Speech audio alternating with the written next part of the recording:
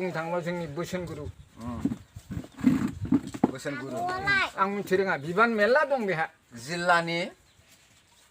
बेखौनो होनदां मा मा मावो आं बेखौ मिथि रोङा खिन्थु डिस्ट्रिक्टआव बिबान दं सेन्ट्रेलावबो बिबान दं आरो बे आबसुआवबो बिबान दं बेहा जायगा खालि गैया बाथौ समाजनि प्रेसिडेन्ट ना सेक्रेटारि सेक्रेटारि सेक्रेटारि ना डिस्ट्रिक्टनि सेक्रेटारि डिस्ट्रिक्ट सेक्रेटारि औ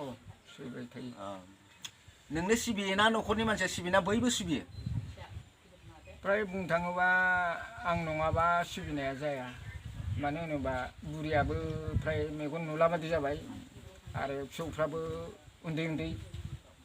हौवासाफ्राथ' सेंग्रासाया बे खेलखौनो लाया गावनि परिचयखौ लाग्रोबा मोजां जागोन नामा परिचयखौ लाग्रोदो खुलुमबाय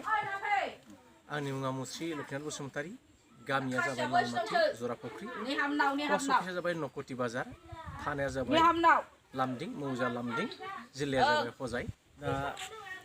जों बेयाव बांनैसो जों गोदान हजाय जिल्लायाव हजाय जिल्लानि नैबे खाखि आरो दुमुर हालामनि बेलायाव लालमाथिया एसे सिगां दा बेनि गेजेराव 1919 मायथाइनि 1 जानुवारि खालि जोंनि बे हजाय जिल्लायाव फैनानै हादान हिसाबै जों जाफैदों दिनैखौ लानानै 34 बोसोरसो जों बेयाव रायजो जाफैदों दा जोबनायबो नङा जि समसिमहालागै जोंनि हारिया थांबाय थागोन बाथौ थान्दैनि गेजेरजों दुलाराय बाथौ बुथुमा जिहेतुनाखि आसार खान्थिनि गेजेरजों लांदों जों बेबादिनो लांनो नाजागासिनो थाबाय थागोन आं नैबे समबार वारनि न'खराव मोनसे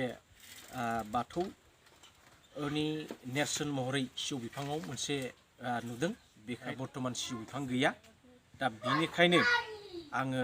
बिदा फंबायजों गुबुन जानाय बायदिलाय आंबो जातिनि मोनसे नेरसोन हिसाबै आङो गावनिनो सिलायाव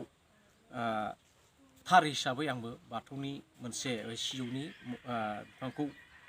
गायनो होननानै आं गाबोन सानदों आरो दिनै बेखायनो फैनानै आङो गिबियाव दिनैहाय खुन्दुं खाफैदों आसानसोलनि गेजेरजों समाजनि डिस्ट्रिक्टनि नेहाथारि जानानै दङ बेखायनो नोंथांखौ साबायखर बावबाय जों आंनि चेनेलनिफ्राय आरो लोगोसे नोंथांखौ बरायनायबो थाबाय आरो लोगोसे दे खुलुमबाय दे